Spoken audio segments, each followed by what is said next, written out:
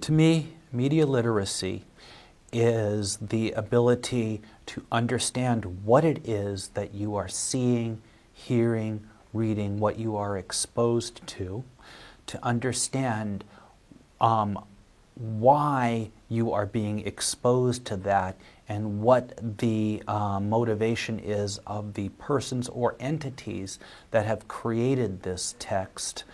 And lastly, to understand how it influences as individuals and how it influences us as a society, how it shapes the private mind as well as the public mind. To define media literacy, I would define literacy and what that is first.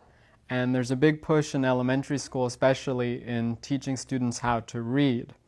What there isn't a push in is in teaching students to understand their world before they learn to read. So they're learning to read just for reading's sake. Applying that to media, it's about understanding what media is and also how media is constructed and how media is produced. It's the ability to access, analyze, evaluate, and create media in all its forms. I think another important role, though, of media literacy is to really examine and understand the role of media in our society. Media literacy to me is pretty much just an awareness of, a self-awareness and of society itself. And it's really just thinking critically. And our society basically is a media society now. So it's thinking critically about society and questioning things and not taking them at face value. I think to be media literate is to constantly question. Literacy is reading and writing, but it's also reading images. It's also writing with images and sounds and all the different areas. In the media literacy movement is the need to understand how media literacy can be taught in the schools and what people need to learn in order to gain facility in analyzing consolidations or news or advertising or anything. The other aspect that's really probably the most important part of media literacy is this idea of deepening our understanding of what is literacy.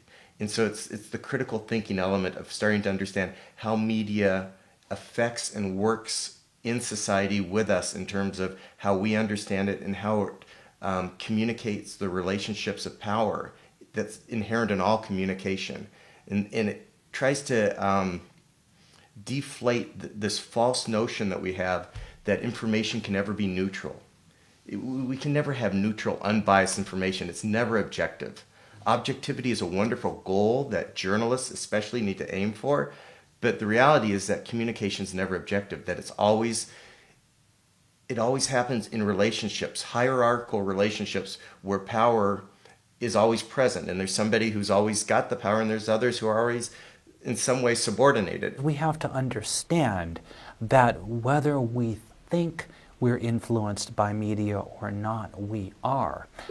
When media literacy first started, I was one of those people too who thought, okay, to be media literate, you had to know all this information about the news, or you had to understand how advertising works and how the ratings work and all that and I've stopped saying that. You don't need to teach that.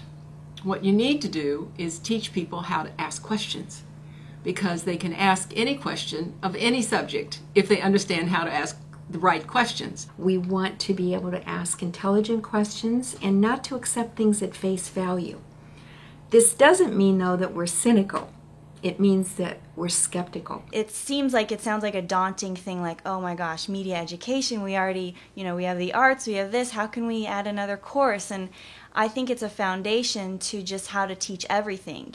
If you have a history book, before you just start regurgitating what is in the history book, ask who published this history book, who owns the publishing company, what is the political or religious or cultural affiliations of the company, and does that affect, which it probably does, the historical account I'm reading. The knowledge that this is one of the things that shapes us means that we have to understand what is shaping us. We don't even really need to know how to read and write to be able to be recipients of media, because media comes our way whether we can read or write or not, anybody can turn on television. Anybody can look at a billboard. Anybody can look at a piece of clothing that has a logo on it.